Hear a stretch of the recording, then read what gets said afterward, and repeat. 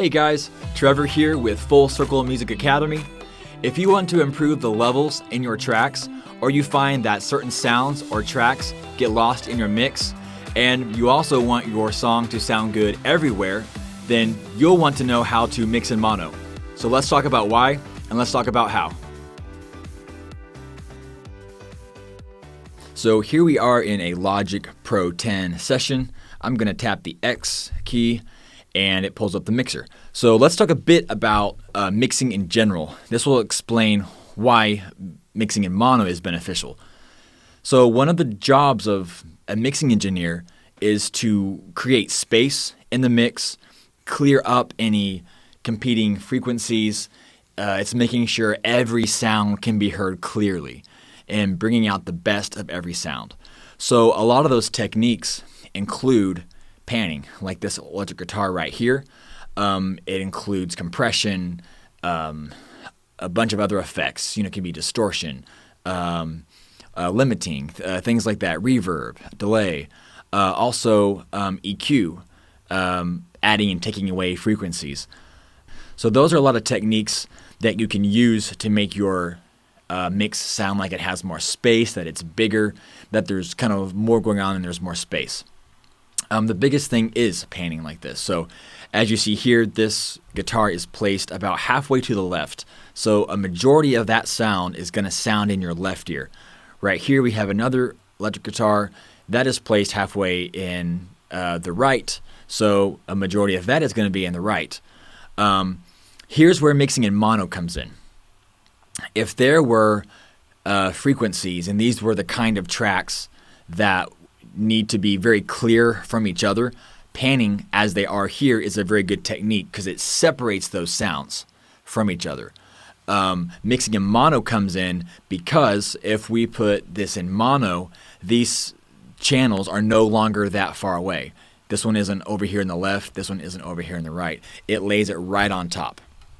So let's talk about how to do that.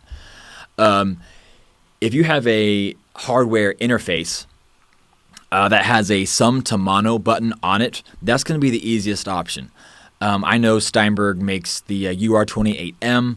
That's an option that has a sum to mono button right on the interface. So if you keep your interface within reach, you can just reach over, tap that button, and then it sends a mono signal to your monitors, so it's in mono.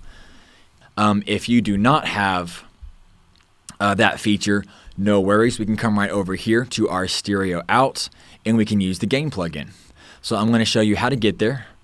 You go here to create another effects insert, go down to utility. You're going to tap gain, and you are going to tap stereo. So this opens up the gain plugin, and here we have several options here. The one that we're going to look at today is this mono option right here. So if we tap this sums our stereo bus to mono. So the signal that Logic Pro sends out is going to be a mono signal rather than a stereo signal. So now if we're mixing in mono here, this guitar channel and this guitar channel are going to be right on top of each other. So now here's the biggest benefit is since these are no longer spread, they are right on top of each other. So we are going to hear even more clearly in any frequencies that are competing with each other or anything that sticks out to us because they're right on top of each other. This comes in really handy for maybe like a synth and another synth. If you have two synths and they're not panned crazy to the left and to the right, we can hear much clearer. Is something competing? Can I take away frequencies from this one? Can I add some to this one to kind of shape that sound? It also helps with just basic levels, making sure the vocal is clear, making sure you can hear the bass and it's fitting right, anything like that. The takeaway from this video is if you can get your track sounding good in mono, it's going to sound even better in stereo. So coming over here and turning this mono button on right here will help you for a minute or two mix in mono so you can really hear how things sound right on top of each other. You can pop that back off, and then here you have this stereo mix here. So I'm going to play you a bit of this project that I am working on, and I'm going to turn this button on and off so you can hear the difference and you can hear how the space kind of disappears.